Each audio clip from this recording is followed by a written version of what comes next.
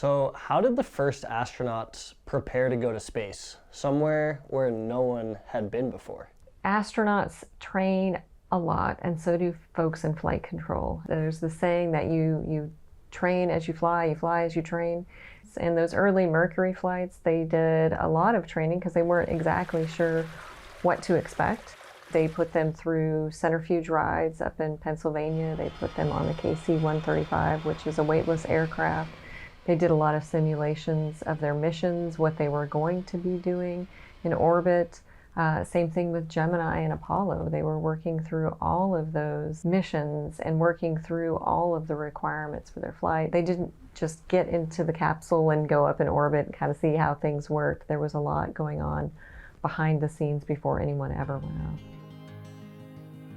NASA has spent a lot of time throughout its history of going into remote environments and what they call analog environments. So to put astronauts or scientists in extreme environments all over the world. We know the ones, for example, like Antarctica is a classic. Back in the days of Gemini, Mercury, and Apollo, there was an interest in going into remote jungle areas. So the Air Force had a training program in tropical survival down in Panama. And so NASA contracted with the Air Force to bring the astronauts like Neil Armstrong, Buzz Aldrin, Michael Collins into that survival program. They went into the territory of a tribe down there called the Embera, which was and still is a remote jungle area. And so they went down to Panama at the Albrook Air Force Base. And they were working with the Choco Indians, so they were natives of that area. This was a really great cross-cultural exchange for astronauts and also for the natives in Panama. The idea basically behind Tropic Survival School was, first of all, to learn how to survive if, God forbid, your capsule came down in a jungle environment. How would you handle that? We're in Panama, where it all started. The first NASA astronauts to walk on the moon were trained here for wilderness survival by the indigenous people, just in case. We've driven about an hour outside of Panama City, and we're about to get into a dugout canoe with a motor, and that's the only way to get to his village. We'll interview Chief Zarco there.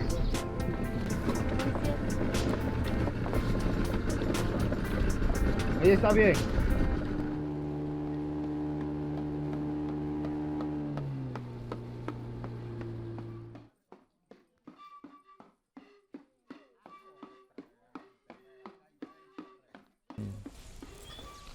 Ahora vamos al museo.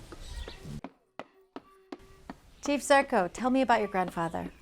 Estos son mi abuelo, la esposa y varias hijas de ellos. Dice también Embera que tocó la luna. Mi abuelo aquí muy joven, sí, muy joven. Y bueno, aquí tenemos otro que estaba entrenando. Nosotros acá le decimos balsa, cómo se amarra, cómo cortar.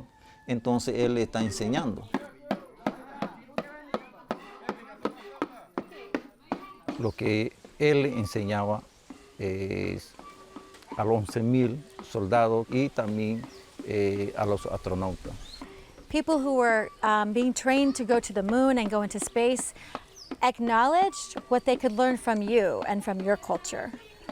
Chief Zarco, what were some of the things that the astronauts learned here?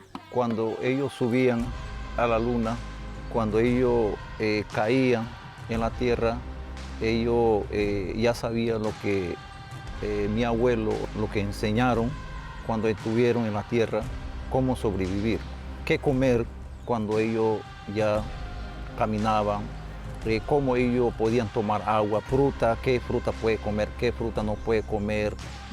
También tenemos como las plantas medicinales, entonces ya ellos sabían cómo hacer, en qué parte están, porque nosotros también utilizamos lo que es el sol, en qué parte estamos, entonces así sobrevivir. Why is this area such an ideal place to train astronauts? Donde nosotros estamos, el bosque es cerrado, hay muchos árboles grandes. También mi abuelo nos explicaba, cuando fueron a Vietnam, en ese tiempo la guerra, en Vietnam es parecido a este lugar. Por eso que los americanos llegaron a este lugar. Entonces toda esa experiencia que mi abuelo le dio ya ellos sabían, pero también compartiendo con los astronautas.